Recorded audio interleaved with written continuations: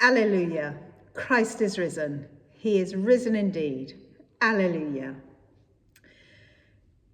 Before all that, though, before the joy of Easter morning, there was a pause. It wasn't a dramatic pause, but a rather strange sort of in-between space, a weighted silence.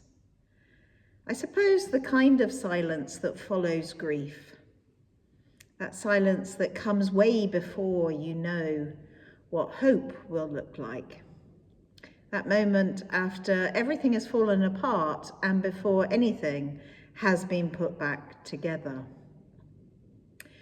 I've always thought that time, the stretch between Good Friday and Easter morning, feels heavy, really heavy, uncertain, like the whole world is holding its breath. That's part of why we opened the church this year for a 36-hour prayer vigil during that time, from Good Friday to Easter Sunday. It wasn't about rushing to celebration or jumping straight to the empty tomb. It was about making space for the waiting, for the stillness, for the questions that we often carry with us, but don't always have the courage to speak. I took the 5:30 a.m. slot on Easter Saturday, and I walked across the garden to the church. It was still dark, still quiet. I didn't have a big plan. I just sat in the prayer room and let the silence do what silence does. I didn't have long, articulate prayers to offer. To be honest, I didn't even feel deeply spiritual, surprisingly, at 5:30 in the morning. I just showed up as I was. And somewhere in that stillness, my mind went to the garden, not the Easter morning one, not just yet, but the garden the night before when Jesus was arrested and when he asked the disciples to stay awake and to pray for him and with him, and yet they just couldn't do it. And they weren't being careless. They were tired. They were distracted. They were overwhelmed. They loved him, of that I have no doubt, but the moment was too much. That moment, too heavy, too strange. And so they slept. And I've always found comfort in that moment.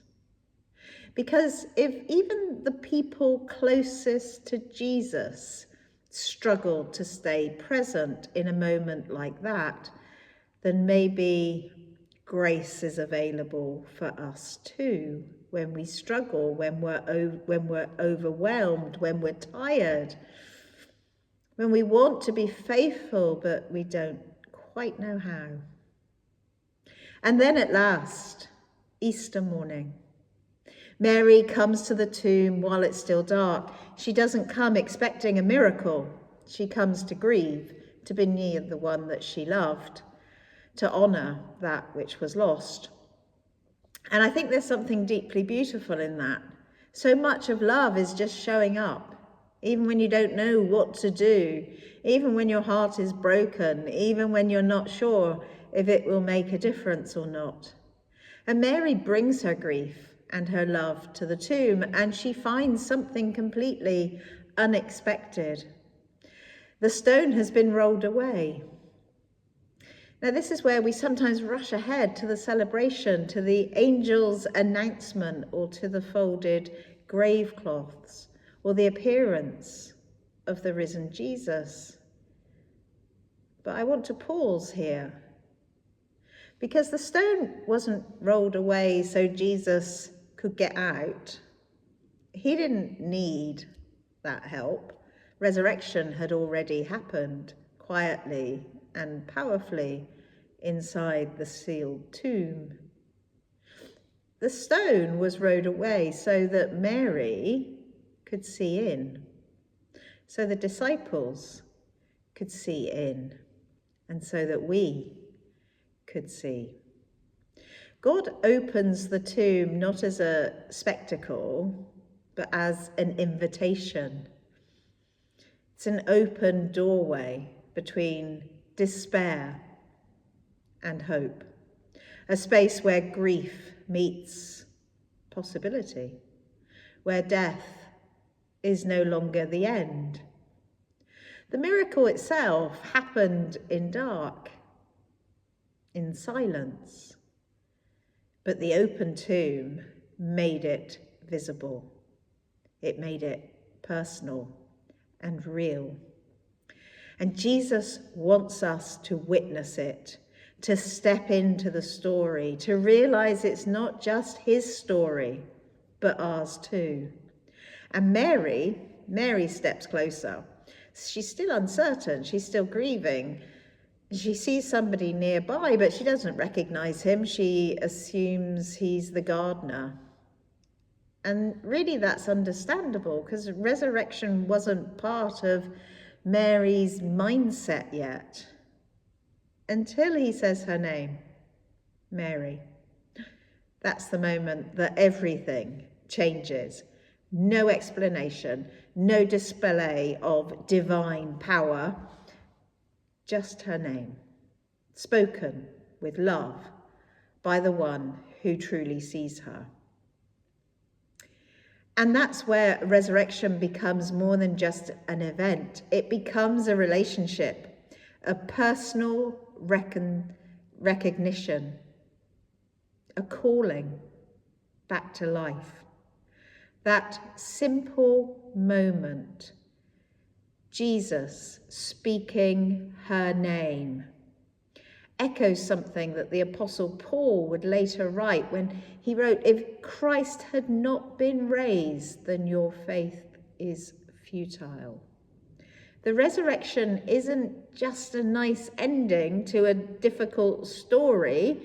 It's the confirmation that Jesus was exactly who he said he was, that grace is real, and that death does not get the final word. And maybe today, Jesus is speaking your name too, not with pressure, not with expectation, just with love. With the quiet, steady voice of someone who has already gone through death itself to find you, who opens the tomb not to prove a point, but to welcome you to see. Perhaps you're listening to this morning carrying something, a loss, a question, a fear, or just a quiet ache that you haven't been able to name. The good news of Easter isn't that everything suddenly becomes easy. And it's not that grief vanishes or that life is suddenly tidy and pain-free. It's that even in the midst of all that is uncertain, resurrection has already begun. Hope is already breaking through. The stone has already been rolled away. And if you're listening this morning, not quite sure about what you believe, or unsure if this story could even be possible, or asking, could it include you? Let me just say, it does. You do not have to be certain to be welcomed. You do not have to have it all figured out to be invited in. Resurrection isn't a reward for the faithful. It is a gift for the weary. It is a beginning, not an ending. So when you leave this place, this virtual area, when we leave church this morning, may we carry that exact invitation with us, not just as a story that we've heard, but as a truth we live in our prayers and in our relationships and in how we show up for one another. When we speak somebody's name, and we say it with love, and when we choose to stay present in the silence, even when answers or words don't come quickly. When we do that, we are living as Easter people, as resurrection people. So maybe this is your day to step forward, to listen and to be found. Not with grand declarations, but with open hands and an open heart. From tomb to triumph, not all at once, not perfectly, but gently, personally, in his time and in his grace. Because the risen Jesus doesn't wait for us to have it all together. He simply meets us right where we are. And when he does, he calls our name. Today, tomorrow, whenever we are finally ready to listen. Alleluia. Christ is risen. He is risen indeed. Alleluia.